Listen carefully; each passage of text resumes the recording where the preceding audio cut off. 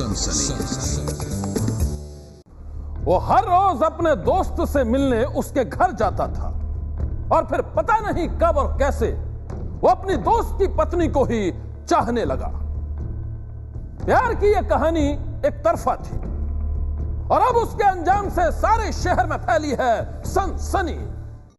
Friends, to celebrate 5 decades of Zinta, film industry के सभी कलाकार एक साथ आए हैं जश्न मनाने और सास बहू और साजिश के एक और बहुत ही मजेदार और बहुत ही एंटरटेनिंग से एपिसोड के साथ हम हैं हाजिर करने आप।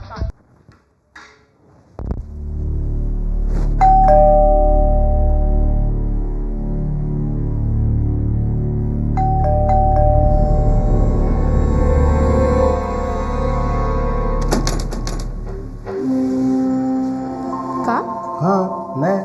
क्यों, मुझे देखकर हैरानी हो रही क्या? नहीं नहीं, वो आपके भाई घर पे नहीं है ना। अरे वाह, ये तो बहुत ही अच्छी बात है। वैसे मैं आपसे ही बात करने आया था। देखिए, मैं आपके इरादों को अच्छी तरह से जानती हूँ। आप फौरन यहाँ से चले जाइए वरना अच्छा नहीं होगा। छोड़िए।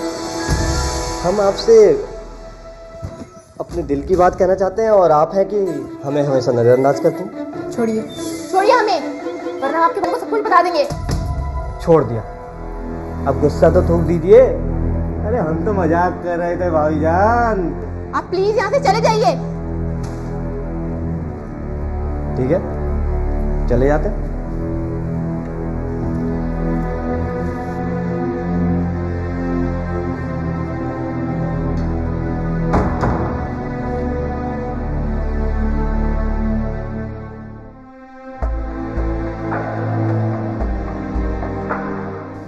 नूर की बदतमीजियां तो हर दिन बढ़ती ही जा रही हैं। मुझे फौरन अपने पति को इन हरकतों के बारे में बता देना चाहिए।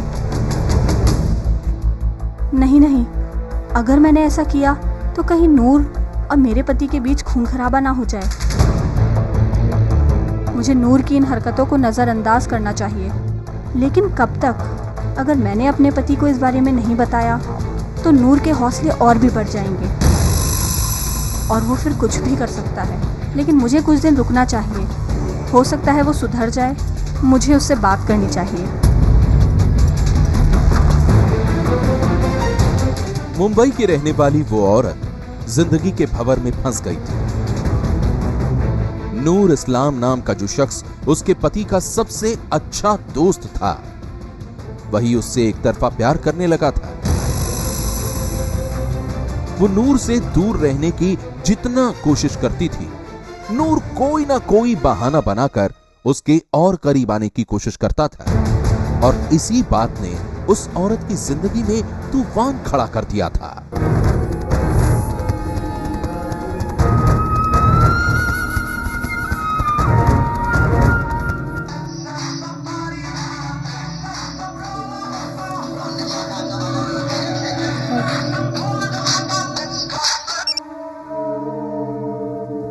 हेलो, बताइए कैसे याद किया?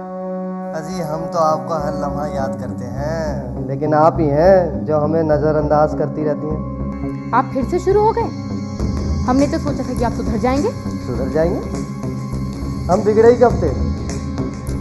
अच्छा, आप ये तो जानती हैं ना कि हम आपको कितना प्यार करते हैं। आपको शर्म आनी चाहिए। अपनी दोस्त की बीवी से कोई ऐसे बात करता है? आपकी बदतमीजियां बढ़ती जा रही हैं।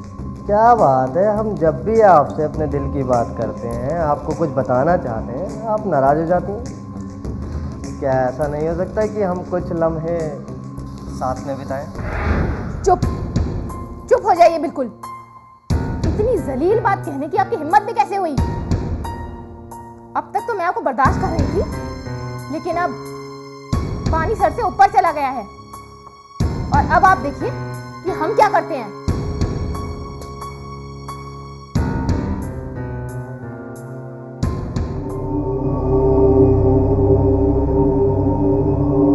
अपने एक तरफा प्यार के जुनून में नूर बदतमीजी की सारी हदें पार कर चुका था।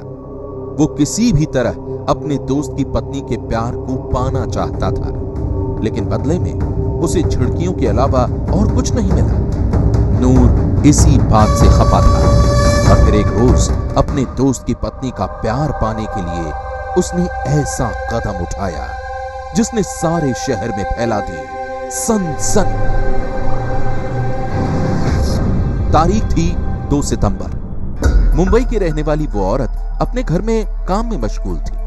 तभी उसके पास नूर का फोन आया और फिर धमकी देते हुए उसने जो कहा, उसे सुनकर उस औरत के पैरों तले जमीन ही खिसक गई। नूर ने उससे कहा कि तुम्हारे मासूम बेटे को अगवा कर लिया है और अगर तुम उसे जिंदा देखना चाहती हो तो तुम्हें मुझसे शादी करनी ही पड़ेगी। वो नूर लेके गया था मेरी बच्ची को, मुझसे शादी करना चाहता है तो मैंने उसका बातों में राजी नहीं है। तो वो मेरे घर के नीचे से मेरा बच्चा, दोनों बच्चा गणपति में खेल रहा था, तो आके मेरी लड़की का हाथ में 2 सीप्स दिया खरीद के, देख के मेरी बाबू को ले गया। वो मुझे बोल रहा था 3 साल बच्चा नहीं मिलेगा, क्यों ना तू मेरे से शादी नहीं कर रहा है, तू मेरे से शादी करेगा तो मैं तेरे बच्चा को तेरे को रखेगा। करने को धमकी दे रहा था, बोलते तू मेरे पास नहीं आएगा तेरे बच्ची को मैं मर्डर कर दूंगी। नूर की इस खौफनाक धमकी ने उस औरत को दहशत से भर दिया। उसे समझ में नहीं आ रहा था कि वो करे तो क्या करे। उसका मासूम बेटा नूर के कब्जे में था और शादी नहीं करने पर वो उसे जान से मारने की धमकी दे रहा था। औरत बड़ी देर तक सोचती रही। पूरा दिन इसी तरह गुजर गया और उसने पुलिस की मदद लेने का फैसला किया। थाने में औरत की आपबीती सुनकर पुलिस वाले भी सन्न रह गए। पुलिस ने उससे कहा कि वो नूर को फोन कर किसी भी तरह अपनी बातों में उलझा कर रखे। पुलिस जैसा चाहती थी पीड़िता ने वैसा ही किया। उसने नूर को फोन किया और अपनी बातों में उलझाए रखा और फिर फोन सर्विलांस की मदद से पुलिस नूर तक जा पहुंची। हमने एक टीम बनाई और उनके साथ डीबी के कर्मचारी, ऐसा एक टीम बना के हमने वो ओरसा और अंधेरी के एरिया में भेज दिया था। वो उसमें इन्वेस्टिगेशन में उन्होंने आरोपी से, वो महिला है उससे बातचीत जारी रखी और उसका पता ढूंढ के वो बच्चा और वो जो आरोपी है उसको ताबे में ले लिया। नूर को गिरफ्तार करने के बाद पुलिस ने उसके कब्जे से पीड़िता के बच्चे को भी सही सलामत छुड़ा लिया। एक मां को फिर से उसका बेटा मिल गया था और ये खुशी उसके चेहरे से साफ झलक रही थी। मैंने पुलिस कंप्लेंट कराया तो फिर पुलिस मेरे साथ गया, जाके मेरी बच्ची को मेरी गोद में लाके दिया। पुलिस ने मुझे बहुत हेल्प किया मुझे। एक मासूम के अपहरण में नूर अब सलाखों के पीछे है। वहीं एक तरफा प्यार के जुनून में गुनाह की इस कहानी को सुनकर इलाके के लोग सन्न हैं। सनसनी के लिए मुंबई से प्रभाकर कुदालकर की रिपोर्ट। यह दास्तान भी प्यार के एक जुनून की है, एक ऐसे सिरफिरे की है जो रिश्तों की मर्यादा को लांघकर एक नापाक रिश्ता जोड़ना चाहता था और फिर जो हुआ उसकी कहानी बेहद खौफनाक है। ये दास्तान दिल्ली के पालम इलाके में रहने वाले कर्मवीर नाम के एक शख्स की है। उसके एक तरफा इश्क की है, उस एक तरफा इश्क की है जो हर गुजरते दिन के साथ बढ़ता ही जा रहा था, गहराता जा रहा था और उसके दिल में समाई ये बेपनाह मोहब्बत थी अपनी साली के लिए। नाम था रीना, एक जिंदा दिल लड़की। हमेशा हंसते रहना रीना की खासियत थी। हर किसी की लाडली थी वो, हर कोई उसे बहुत प्यार करता था। उसकी शरारतें सभी को पसंद थी। उसका साथ हर किसी को खुशियों से भर देता था। अपने जीजा कर्मवीर से भी रीना बहुत मजाक करती थी। प्लीज प्लीज प्लीज दीदी, देखो दीदी, अगर तुमने मेरी बात नहीं मानी तो मैं जीजू के साथ भाग जाऊंगी। भाग जा। वैसे भी जाने ये आजकल किन ख्यालों में खोए रहते हैं, सोते जागते सपने ही देखते रहते हैं। क्यों जी? क्यों जीजू, सपनों में कहीं मैं तो दिखाई नहीं देती? जीजा और साली के रिश्ते में मजाक तो होते ही रहते हैं, लेकिन रीना की बातों को कर्मवीर सच मान लेगा। वाकई उसके साथ मोहब्बत की सतरंगी दुनिया सजाने का ख्वाब संजोने लगेगा, ये ना तो रीना ने सोचा था और न ही किसी और ने। बंद कमरे में कई बार कर्मवीर ने यह सोचा कि वो अपने दिल की बात अपनी साली रीना को बता दे, लेकिन हर बार एक अनजाना सा डर उसे सताने लगा। वो उदास हो जाता। कर्मवीर के दिन यूं ही अपनी साली रीना के ख्यालों में गुजर रहे थे। इसी बीच एक रोज उसे पता चला कि रीना के घर वाले उसकी शादी तय करने वाले हैं।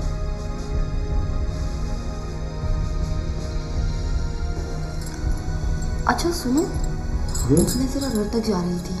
वो आज रीना को देखने के लिए लड़के वाले आने वाले हैं ना? उसकी शादी तय करनी है। ठीक।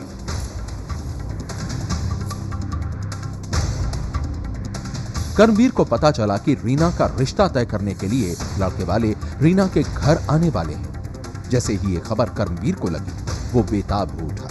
उसे लगा कि अब रीना कभी भी उसकी नहीं हो सकेगी, वो कभी भी उसकी मोहब्बत को नहीं पा सकेगा।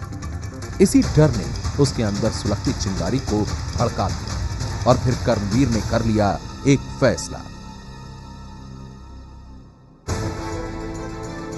अगर रीना की शादी हो गई तो मेरी ख्वाहिशें कभी पूरी नहीं हो पाएंगी। नहीं, ऐसा नहीं हो सकता। मैं ये शादी हरगिज नहीं होने दूंगा, नहीं होने दूंगा ये शादी।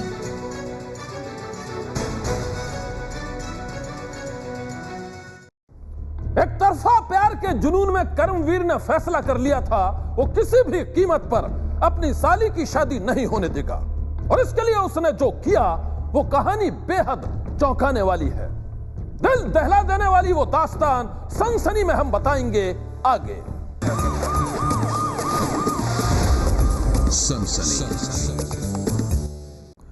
एक तरफा इश्क की आग में कई जिंदगी हो चुकी हैं तबाह। आशिकी के जुनून ने कई लोगों को बना डाला है गुनहगार। दिल्ली के कर्मवीर के साथ भी कुछ ऐसा ही हुआ।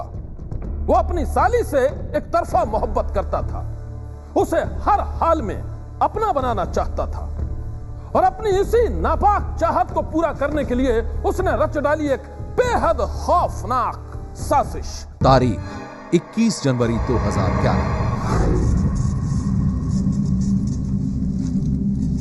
अपनी साजिश को अंजाम देने के लिए कर्मवीर अपनी मोटरसाइकिल पर सवार होकर घर से निकला।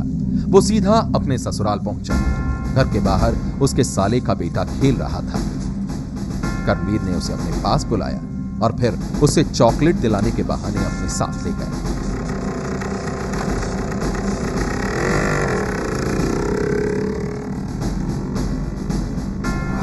तारीख 26 जनवरी 2011। रीना के घर वाले बच्चे की गुमशुदगी से बेहद परेशान थे। तभी उनके पास एक फोन आया। फोन पुलिस का था।